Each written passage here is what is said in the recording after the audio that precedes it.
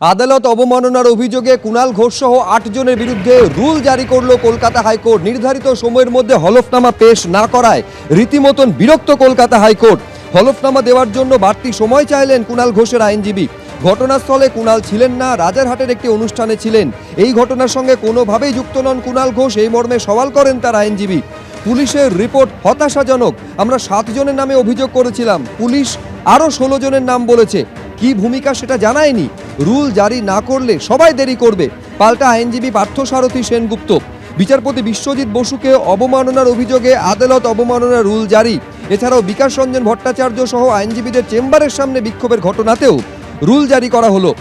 আমি কি কিছু বলতে পারি? হাইকোর্টে আর্জি করেন কুণাল ঘোষ। আপনার আইনজীবী রয়েছেন, জানান বিচারপতি অরিজিৎ বন্দ্যোপাধ্যায়। আমি 2 মিনিট সময় পেতে পারি, সওয়াল করেন কুণাল ঘোষ। আজকের জন্য এই পর্যন্তই থাক, জানান বিচারপতি অরিজিৎ বন্দ্যোপাধ্যায়। আর তারপরই এজলাস ছাড়েন বিচারপতিরা। 16ই জুন এই মামলার পরবর্তী শুনানি। আজ একটি আদালত অবমাননার মামলায় কলকাতা হাইকোর্টের 3 বিচারপতির মাননীয় বেঞ্চের সামনে উপস্থিত ছিলাম। তো এখন যে বিষয়টা সেটা হচ্ছে এসএলএসটি শারীর শিক্ষা কর্মশিক্ষা যে কর্মপ্রার্থীরা তারা এর মধ্যে একদিন কোর্ট তাই চত্বরের কাছাকাছি একটু বিতর্কিত পদ্ধতিতে তারা বিক্ষোভ দেখান, সেরম অভিযোগ আসে। একটি রুল জারি করেছেন যে আগামী 16ই জুন আমাকে উপস্থিত থাকতে হবে এবং বাকি যারা অভিযুক্ত আমি তাদের কথা বলতে পারবো না। তো আদালত সবাইকেই একটা রুল জারি করে 16ই জুন উপস্থিত থাকার কথা বলেছেন। আমরা আদালতের নির্দেশ মাথা পেতে নিচ্ছি এবং 16ই জুন অবশ্যই উপস্থিত থাকব।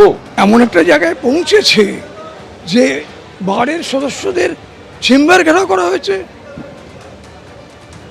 সিনিয়র অ্যাডভোকেট তিনি যাওয়ার পরে বোতল টোতল ছোড়া হয়েছে, বিকাশ ভট্টাচার্যের নামে গালিগালাজ করেছে।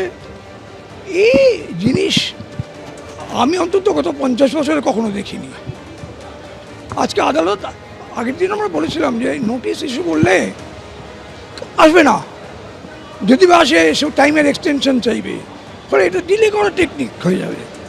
ওরা বলেইছিলেন যে আমরা তো লিখে দিয়েছি যে আমরা প্রাইমা ফেসি স্যাটিসফাইড যে this A case of criminal contempt. বলতে যে না আসে আমরা রুল ইস্যু করে দেবো। আজকে ঠিক তাই করছেন, রুল ইস্যু করেছেন।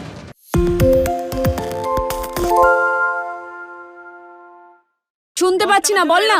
আরে 10 টাকাটা ব্যাপার নয়, আজকে 40 টাকা দিচ্ছি কারণ 40 টাকা। বাংলা গলাবাজি চায় না, বাংলা খবর চায়। বাংলা খবর, বাংলার খবর।